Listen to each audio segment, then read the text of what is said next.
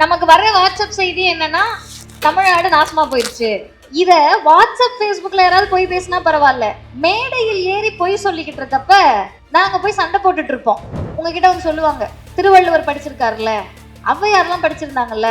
நம்ம என்ன திரும்ப கேட்கிறோம்னா, வள்ளுவரும் ஔவையாரும் படிச்சாரு, நம்ம தாத்தா பாட்டி ஏன் படிக்கல? அதுக்கு இடையில என்னமோ ஒண்ணு நடந்திருக்குல்ல, என்னமோ ஒன்னெல்லாம் நடக்கல. அதுவும் மந்திரம் பேய் பூதம்லாம் கிடையாது. ஆரியம் வருகிறது, தமிழர்களுடைய கல்வி நாசமாக்கப்படுகிறது, மீண்டும் திராவிடம் எழுகிறது, தமிழர்கள் படித்தோம். கிராமத்துக்குள்ள ஜாதியை வச்சிருக்க, மதத்தை வச்சிருக்க, நீ எல்லாம் படிக்க வரக்கூடாத ஜாதின்னு வச்சிருக்க. இப்போ உங்களை எப்படி கல்லூரிக்குள்ள கொண்டு வர்றது, பள்ளிக்கூடத்துக்குள்ள எப்படி கொண்டு வர்றது? தமிழ்நாடுதான் யோசித்தது. ஒரே வார்த்தையில் சொன்னார்கள், யாருக்கு இடம் மறுக்கப்பட்டதோ அவர்களுக்கு முதலில் இடத்தை கொடுங்கள், இடஒதுக்கீடை கொடுங்கள். இப்ப காலை உணவு திட்டம் அப்படின்றது லாஸ் கிடையாது, இன்வெஸ்ட்மெண்ட். உங்களை நம்பி தமிழ்நாடு அரசு முதலீடு செய்திருக்கிறது. அந்த முதலீடு வரியாக அரசுக்கு திரும்ப வரும். பயாலஜி படிக்கிறீங்க, கம்ப்யூட்டர் சயின்ஸ் படிக்கிறீங்க, இதெல்லாம் படிக்கிறீங்க. இதெல்லாம் முடிச்சுட்டு உங்க கையில கம்ப்யூட்டரை கொடுத்து வேலை பார்க்க சொல்றது தமிழ்நாடு. இன்னொரு பக்கம் கம்பை கொடுத்து சண்டைக்கு வர சொன்னா எந்த பக்கம் போவீங்க? கம்பு எடுத்து சண்டைக்கு போயிடுவோமா? கம்ப்யூட்டர் தூக்கிட்டு வேலைக்கு தானே போவோம். கம்பை எடுத்துட்டு சண்டைக்கு வான்னு ஒன்றிய அரசு கூப்பிடுது, கம்ப்யூட்டரை கொடுத்து வேலை பாருன்னு தமிழ்நாடு அரசு கூப்பிடுது. நல்லா தானக்கா பேசிட்டு இருக்கீங்க, வர வர என்னக்கா கையை காலை கட்டிட்டு ஓட சொல்றீங்க? ஒன்றிய அரசு தமிழ்நாடை ஓட சொல்லுகிறது. நிதி கொடுக்க மாட்டோம், கல்வித்துறைக்கு வர வேண்டிய, பள்ளி கல்வித்துறைக்கு வர வேண்டிய கல்வி நிதி 2152 கோடி ரூபாயை தரமாட்டோம் யூனியன் கவர்மெண்ட் சொல்றாங்க. உண்மையான பொருளாதாரம்னா என்ன, எக்கனாமினா என்னன்னா, யாரும் கோச்சுக்காம எனக்கு 2 கேள்விக்கு மட்டும் பதில் சொல்லணும். மாணவர்கள் மட்டும் இருக்கக்கூடிய உங்கள், என்னையும் சேர்த்துக்கிறேன், எத்தனை பேரோட தாத்தா காலேஜுக்கு போனவர்? கொஞ்சம் கூச்சப்படாம கை உயர்த்துங்க. தாத்தா படிக்கலன்னா நம்ம தப்பு கிடையாது, அதுக்கும் கூச்சப்பட வேண்டாம். நீங்களே பார்த்துக்கங்க, நான் பொய் சொல்ல முடியாது. யாருமே இல்லைல்லப்பா? இல்ல. எத்தனை பேரோட பாட்டி காலேஜுக்கு போனவங்க? தாத்தாவே போவிடலக்கா. அப்பா எத்தனை பேர் காலேஜ் போனவங்க? கை தூக்குங்க, கை தூக்குங்க, நல்லா தூக்குங்க. 1 2 3 4 5 6 7 8 9 10, இந்த பக்கம் ஒரு 10 20 வச்சுப்போம். அண்ணா மாணவர் என்னாலும் மாணவர் அவர். எத்தனை பேரோட அம்மா கல்லூரிக்கு போனவங்க? கைகள் குறைந்திருக்கு. சரி, இந்த அரங்கத்தில் எனக்கு தெரிந்து ஒரு 200ல இருந்து 300 மாணவர்கள் இருப்பீங்கன்னு வச்சுப்போம். கொஞ்சம் சீரியஸ் நோட்ல கேளுங்க. காலையில உங்களெல்லாம் கூட்டிட்டு வந்து உட்கார வச்சு $1 trillion கனவுனா என்னன்னு தெரியுமா அப்படின்னு பேசுறதுனால பள்ளிக்கல்வித்துறை அமைச்சருக்கு எந்த தனிப்பட்ட லாபமும் கிடையாது. மாநில திட்டக்குழுவினுடைய துணைத் தலைவராக இருந்து நமக்கான திட்டங்களை தீட்டி நாள்தோறும் உழைத்து கொண்டிருக்கக்கூடிய ஜெயரஞ்சன் சாருக்கும் தனி லாபம் கிடையாது. சுரேஷ் சம்பந்தம் சார் நேத்து யூஎஸ்ல இருந்தாரு, இன்னைக்கு இங்க வந்தாருன்றது அவர் பெருமையை சொல்லுவதற்காக அல்ல, உங்களுக்காக வந்திருக்காங்கன்னு சொல்றதுக்காக. இப்ப இவங்க யாருக்குமே தனிப்பட்ட லாபம் கிடையாது. ஆனா இப்ப நான் உங்ககிட்ட ஒரு கேள்வி கேட்டேன்ல, 250 பேருடைய தாத்தால 10 பேரோட தாத்தா கூட படிக்கல, ஒருத்தர் தாத்தா கூட படிக்கல, ஒருத்தர் பாட்டி படிக்கல, 20 பேர் அப்பா, 10 பேரோட அம்மா. ஆனா கணக்கு அது கிடையாது. அடுத்து நான் கேட்க போறதுதான் கணக்கு. நீங்க எல்லாம் ஏதோ ஒரு டிகிரி படிச்சுட்டு இருப்பீங்க.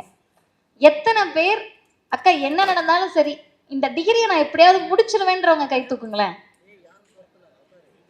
சரி, ஒரே நிமிஷம் அப்படியே கை வச்சுக்கோங்க. நீங்க எல்லாம் என்ன பண்ண போறீங்க? கை தூக்க கஷ்டமா இருக்கா இல்ல என்ன பிரச்சனை? நான் வெயிட் பண்றேன், கை தூக்குங்க, பொறுமையா தூக்கலாம். இதுதான் தமிழ்நாடு, வேற ஒண்ணுமே கிடையாது. உங்களுடைய கைகள் உயர்ந்து காட்டுறீங்கல்ல, தாத்தா படிக்கல, அப்பா படிக்கல, அம்மா படிக்கல, அது இல்ல செய்தி. நாங்க படிப்போம், என்ன நடந்தாலும் படிப்போம். இதை கொண்டு வந்த தத்துவத்திற்கு பெயர் திராவிடம், மாநிலத்திற்கு பெயர் தமிழ்நாடு, தலைவர்களுக்கு பெயர் பெரியார், அண்ணா, கலைஞர், முத்துவேல், கருணாநிதி, ஸ்டாலின். இந்த வரலாற்றை இன்னைக்கு வந்து திரித்து உங்ககிட்ட வாட்ஸ்அப்ல வரலாம், பேஸ்புக்ல வரலாம். நமக்கு வர வாட்ஸ்அப் செய்தி என்னன்னா தமிழ்நாடு நாசமா போயிடுச்சு. இத வாட்ஸ்அப் பேஸ்புக்ல யாராவது போய் பேசினா பரவாயில்ல, மேடையில் ஏறி போய் சொல்லிக்கிட்டு இருக்கப்ப நாங்க போய் சண்டை போட்டுட்டு இருப்போம்.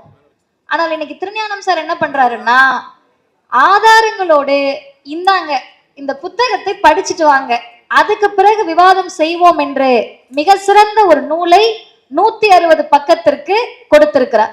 3 செய்தி மட்டும்தான் நான் சொல்ல போறேன். முதல் செய்தி, தாத்தா படிக்கல, நம்ம படிச்சிருக்கோம். இதுக்கும் இந்த $1 trillion கனவுக்கும் என்ன சம்பந்தம்னு கேட்டா, ஓவர் நைட்ல ஒபாமா ஆக முடியுமாப்பா? முடியாது. திடீர்னு தாத்தா படிக்கல, பேரன் இன்ஜினியர் அப்படின்னா நைட்டு முட்டைய மந்திரிச்சு வீட்டுல உருட்டி விட்டா வந்துட முடியுமா? எலுமிச்சம்பளத்தை மந்திரிச்சு விட்டா வந்துருமா? எல்லாருக்கும் வாங்க வாங்க மந்திரவாதிகள்கிட்ட போலான்னா வந்துருமா? மந்திரம் போட்டெல்லாம் வராது. எப்படி வரும்? ஒரு 20 வருட உழைப்புனால ஒரு டிகிரி வரும். அப்படிதானப்பா? இந்த 20 வருட உழைப்ப நம்ம என்ன நினைச்சிட்டு இருப்போம்னா, உங்களிடத்தில் இருக்கப்ப நான் கூட நினைச்சிருக்கலாம், அப்பா அம்மா வேலைக்கு போறாங்க, நம்ம படிக்க போறோம். இதுக்கு இடையில எங்க திராவிடம் வந்துச்சு, பெரியார் வந்தாரு, காமராஜர் வந்தாரு, அண்ணா வந்தாரு, கலைஞர் வந்தாரு, சிஎம் வந்தாரு. நாங்க தான் சார் படிக்கிறோம், நீங்க என்ன சார் பண்ணீங்க அப்படின்னு ஒரு கேள்வி வரும்ல.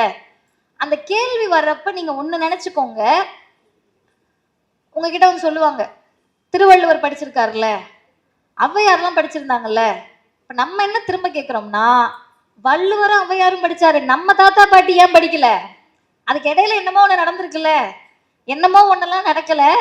அதுவும் மந்திரம் பேய் பூதம்லாம் கிடையாது.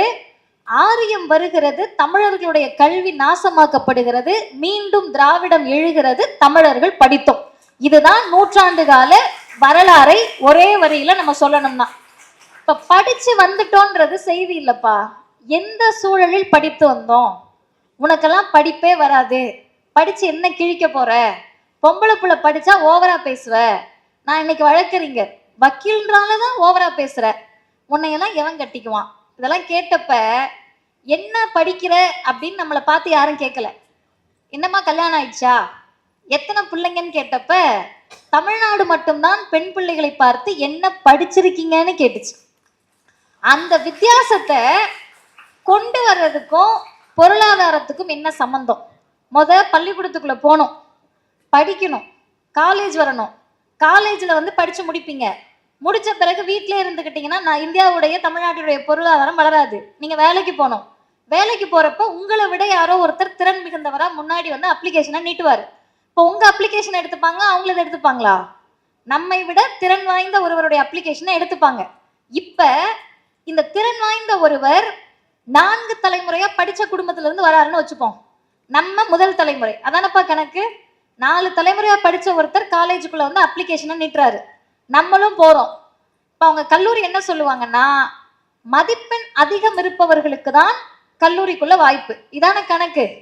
ஆனா தமிழ்நாடு என்ன பண்ணுச்சுன்னா, கிராமத்துல இருந்து சாலை வசதி இல்லாமல், பேருந்து வசதி இல்லாமல், கடைகோடி கிராமத்துல இருந்து ஒருத்தர் கல்லூரிக்கு வராங்க. அப்படி வரவங்களுக்கு நீ என்னென்ன தடை வச்சிருக்கன்னா, கிராமத்துக்குள்ள ஜாதியை வச்சிருக்க, மதத்தை வச்சிருக்க, நீ எல்லாம் படிக்க வரக்கூடாத ஜாதின்னு வச்சிருக்க. இப்போ உங்களை எப்படி கல்லூரிக்குள்ள கொண்டு வர்றது? பள்ளிக்கூடத்துக்குள்ள எப்படி கொண்டு வர்றது? தமிழ்நாடு தான் யோசித்தது. ஒரே வார்த்தையில் சொன்னார்கள், யாருக்கு இடம் மறுக்கப்பட்டதோ அவர்களுக்கு முதலில் இடத்தை கொடுங்கள், இடஒதுக்கீடை கொடுங்கள், அவன் வரட்டும் படிக்கட்டும். அப்ப இழுத்துட்டு வராங்க, ஸ்கூலுக்கு வா, காலேஜுக்கு வா. வந்த பிறகு ஒரு அரசு பள்ளி மாணவருக்கும் ஒரு தனியார் பள்ளியில் படித்த மாணவர்களுக்கும் பாரதூரமான வித்தியாசம் இருக்கு. இன்னைக்கு வரைக்கும் இங்கிலீஷ் மீடியத்துல கொண்டு போய் எதுக்கு சேர்ப்பாங்கன்னா, அந்த பிள்ளை நுனிநாக்கில் ஆங்கிலம் பேசட்டும்ட்டு தான், வேற ஒன்றும் இல்லை. ஒரு சாக்ஸ் போட்டுட்டு ஷூ போட்டுட்டு ஸ்கூலுக்கு போட்டோம். அப்பாவும் அம்மாவும் வெளியே பெஞ்சில் உட்காந்து பிள்ளைக்கு லேஸ் கட்டி விடட்டும், ஷூ லேஸை. ஒரு பஸ் வந்தது, வேன் வந்ததுன்னா பாய் சொல்லி அனுப்பலாம். இதுக்கு தானப்பா தமிழ்நாடு அரசு என்ன தெரியுமா பண்ணுச்சு? அம்மா இதுதான் ஆசையாமா, இதுக்காக இதுக்கு அரசு பள்ளி நிராகரிக்கிறீங்க? தனியார் பள்ளியில் என்னவெல்லாம் இருக்கிறதோ அது அனைத்தையும் அரசு பள்ளிக்குள் இந்த திராவிட மாடல் இன்றைக்கு சேர்த்து விட்டது. சென்னை கார்பரேஷன்ல இருந்து அரசு பள்ளி, மாநகராட்சி பள்ளி குழந்தைகளுக்கு வேன் அனுப்புறாங்க. பல ஆண்டு கால கனவு பெற்றோர்களுக்கு, என் பிள்ளை இந்த வேன்ல ஏறி போகாதா, இன்னைக்கு கார்பரேஷன் ஸ்கூல் தானே அப்படின்னு கேட்டவங்க எல்லாம் அந்த கார்பரேஷன் ஸ்கூல் குழந்தைங்களை தனியார் பள்ளிக்கு இணையான வாகனத்தில் ஏற்றி அப்பா அம்மா டாடா குட்டி அனுப்புறாங்கல்ல, அதற்கு பெயர் சமூக நீதி. அதை தமிழ்நாடு கொண்டு சேர்த்திருக்கிறது. இப்ப ஸ்கூலுக்கு, காலேஜுக்கு, வேலைக்கு போகணும். அரசு பள்ளி மாணவர்களுக்கு திறன் வரணும். இந்த திறனை எப்படி வளர்ப்பது? தமிழ்நாட்டினுடைய முதலமைச்சர் சொல்லுகிறார், நான் முதல்வன் திட்டத்தின் மூலமாக உங்களுக்கான திறன் மேம்பாடு கொடுக்கப்படும், நீங்களும் அனைத்தையும் கற்றுக்கொள்ளலாம். வட இந்தியாவுக்கு போய் வேலை பார்க்கறதுக்கு இல்ல, உலக நாடுகள் எல்லாம் பறப்பதற்கான வாய்ப்பை தமிழ்நாடு அரசு ஏற்படுத்தி கொடுத்திருக்கிறது. இதுக்கு டேட்டா வேணும்ல. யாரு டேட்டா? நம்ம பக்கத்து ஊர்ல இருக்க பிள்ளைங்க தான் டேட்டா. ஜெர்மனியில போய் ஒரு பாப்பா வேலை பார்க்கறாங்க. அந்த பொண்ணு கிட்ட முதலமைச்சர் கேட்கிறாரு, ஜெர்மனியில போய் வேலை பார்க்கறியம்மா, எப்படி பேசுவ? ஜெர்மன் பேசுவியா? மொழி பேசுவியா? அழகா பேசி காட்டுறாங்க. அதை பார்த்து அவங்க அப்பா அம்மா எவ்வளவு சந்தோஷப்படுவாங்களோ அதை விட அதிகமாக தமிழ்நாட்டின் முதலமைச்சர் கைத்தட்டி ரசிக்கிறார். இது எந்த மாநிலத்தில் நடக்கும்? இன்னொரு பொண்ணு ஜப்பானுக்கு வேலைக்கு போறாங்களாம். ஜப்பான்னா நமக்கு என்னப்பா தெரியும்? ஹிரோஷிமா நாகசாகியோட அணுகுண்டு வெடிப்பை ஹிஸ்டரியில படிச்சிருப்போம். அதை தாண்டி நம்ம தலைமுறைக்கு ஜப்பான் தெரியுமா? நம்ம தலைமுறையவே நான் கேட்கிறேன். வேலைக்கு போறதுனால எங்க போவாங்க? சவுதிக்கு போறேன்னு வாங்க, துபாய்க்கு போறேன்னு வாங்க. ஜப்பான்லாம் கனவு. அரசு பள்ளியில் படித்த கூலி தொழிலாளியுடைய மகள் இன்றைக்கு ஜப்பானில் நான் முதல்வன் திட்டத்தின் மூலமாக வேலைக்கு சேர்ந்திருக்கிறார். இதுதான் கைத்தட்டன். உங்களுக்கு ஏன் மனசு வரலன்றதுக்கு நான் காரணத்தை சொல்லிடுறேன். எங்கேயோ நடக்கல. உங்க பக்கத்துல உட்கார்ந்துகிட்டு இருக்க பொண்ணு இன்னும் 4 வருஷம் கழிச்சு இதே திராவிட மாடல் ஆட்சி மீண்டும் அமைகிற போது ஏதோ வெளிநாட்டுக்கு பறக்கிறேன்னு சொல்லுவாங்க. அப்பதான் அதை நீங்கள் உணர்வீர்கள். அது வரைக்கும் நமக்கு அதோடைய முக்கியத்துவம் புரியாது. சரி, போயாச்சு, வேலைக்கு போயாச்சு. இதனால, இந்த கனவுனால இங்க உட்கார்ந்து கேட்டுக்கிட்டு இருக்க உங்களுக்கு என்ன லாபம்? அதான கடைசியா நமக்கு முக்கியம். நீங்க மணிக்கணக்கா பேசுங்க, எனக்கு என்ன அதை சொல்லுங்க. அதான மனிதர்களுடைய மூளை. நமக்கு என்ன லாபம்னா, இங்க இருக்கக்கூடிய நீங்கள் தான் அடுத்த 5 ஆண்டுகளில் இந்த $1 trillion கனவை நோக்கி தமிழ்நாடு முன்னெடுப்பதற்கு முன்னணி வீரர்களா இருக்க போறீங்க. வீரர்களா? போருக்கு போறதா? ஆயுதம் தாங்கிறதானா? அந்த போர் இல்ல, இது அறிவு போர். ஆயுதம் என்னன்னு கேட்டா புத்தகங்கள் தான் ஆயுதம், கம்ப்யூட்டர் தான் ஆயுதம், லேப்டாப் தான் ஆயுதம். நீங்க இன்னைக்கு காலேஜுக்கு போறீங்கல்ல, அதுதான் ஆயுதம். இந்த கனவை அடைவதன் மூலமாக நமக்கு நிறைய நட்டம் இருக்கு. என்னங்க $1 trillion கனவு லாபம் தானே, எப்படி நட்டம்னு கேட்டா, இதுவரை நம்மை துரத்திய ஜாதியை நாம் இழக்க இருக்கிறோம். பொருளாதாரத்துல வளர்ந்த பிறகு, நீங்க எல்லாரும் மிக உச்சத்திற்கு போன பிறகு இந்த ஜாதியா நீ என்று கேட்க மாட்டார்கள். இவ்வளோ பெரிய இடத்தில் நீ இருக்கிறாயா என்று கேட்பார்கள். ஜாதியை ஒழிப்பதற்கான ஒரே ஆயுதம் கல்விதான், முதல் ஆயுதம். 2வது என்ன நட்டம்னு கேட்டீங்கன்னா, இது வரைக்கும் அவங்க தாத்தா படிக்காதவருடா, அவங்க அப்பா படிக்கவே இல்லை, பள்ளிக்கூடத்து பக்கம் போல, இவனை ஏதோ மெட்ராஸுக்கு அனுப்பியிருக்கானுங்களா வேலைக்குன்னு ஊர்ல உட்காந்து கிராமத்துல உட்காந்து ஏதாவது புரணி பேசிட்டு இருப்பாங்கல்ல. நீங்க படிச்சு அவங்க முன்னாடி எங்க வேலை பார்க்கறேன்னு கேட்டா, அவங்க வாயிலேயே நுழையாத ஒரு கம்பெனி பேரை சொல்லுவீங்கல்ல. இத்தனை ஆண்டு காலமாக கை நாட்டாக இருந்தோ குடும்பம் கை நாட்டை இழக்க இருக்கிறது. நீங்கள் கையெழுத்தாக மாற இருக்கிறீர்கள். அது ஒரு தலைமுறைக்கான வெற்றி. இப்ப நீங்க எல்லாம் வேலைக்கு போயிட்டு சம்பாதிப்பீங்க. நீங்க சம்பாதிக்கிறது உங்களுக்கு தானே, அது எப்படி அரசுக்கு போகும் அப்படின்னு ஒரு கேள்வி வரும். காலை உணவு கொடுக்கறதுனால நட்டம் தானேங்க, கவர்மெண்ட்டுக்கு லாஸ். எப்படி இதெல்லாம் பொருளாதாரமா மாறும்? இன்னைக்கு காலை உணவை உண்டு ஆரோக்கியமாக பள்ளிக்கு சென்று படிச்சு கல்லூரிக்கு போய் அங்கு புதுமை பெண் திட்டத்தை பெற்று வெளியே வரப்ப நான் முதல்வன் திட்டத்தின் மூலமாக திறனை வளர்த்து கொண்டு தமிழ்நாட்டினுடைய முதலமைச்சர் கொண்டு வந்திருக்கக்கூடிய பல கட்ட இன்றைக்கு வந்திருக்கக்கூடிய தொழிற்சாலைகள்ல வேலைக்கு சேர்ந்து சம்பாதிக்கிற குழந்தை திரும்ப வரி செலுத்த போகிறது. அந்த வரியால் தமிழ்நாடு அரசு முன்னேற போகிறது. இப்ப காலை உணவு திட்டம் அப்படின்றது லாஸ் கிடையாது, இன்வெஸ்ட்மெண்ட். உங்களை நம்பி தமிழ்நாடு அரசு முதலீடு செய்திருக்கிறது. அந்த முதலீடு வரியாக அரசுக்கு திரும்ப வரும். இந்த சைக்கிள் எல்லாம் உங்களுக்கு புரிஞ்சிருச்சு. கடைசியா ஒண்ணு சொல்லி முடிக்கிறேன். இதெல்லாம் வந்துருச்சு, இவ்வளவு பெரிய கனவு காண்றோம். யாரை எதிர்த்து கனவு காணுகிறோம்? இப்போ உங்களுக்கு ஒரு கனவு இருக்கும். ஒரு துறையில இருந்து வந்திருப்பீங்க. யாராவது ஒருத்தர் என்ன துறையில இருந்து வந்திருக்கீங்கன்னு சொல்றீங்களா? என்ன மேஜர் படிக்கிறீங்க? எக்கனாமிக்ஸ். நீங்க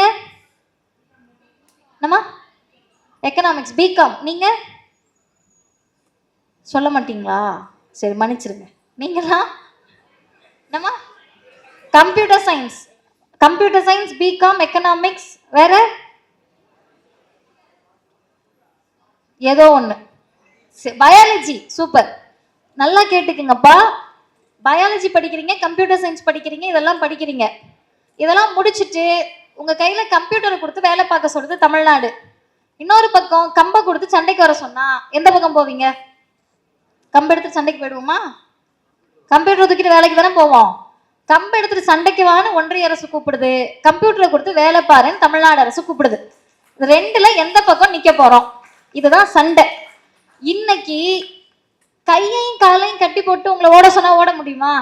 அக்கா நல்லா தானக்கா பேசிட்டு இருக்கீங்க, வர வர என்னக்கா கையை காலை கட்டிட்டு ஓட சொல்றீங்க?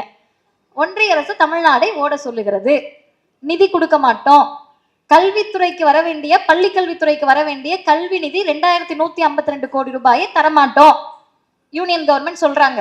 இதெல்லாம் economic growth, factories, electronic goods, textile, leather, women work force, doctors, GR, PhD scholars, chess grandmaster, விளையாட்டு வரை தமிழ்நாடு தான் நம்பர் 1. இப்ப இந்த கட்டப்பட்ட கைகளும் கால்களும் அவிழ்த்து விடப்பட்டால் இன்னும் எவ்வளவு தூரத்திற்கு தமிழ்நாடு ஓட முடியும்னு கற்பனை பண்ணி பாருங்க.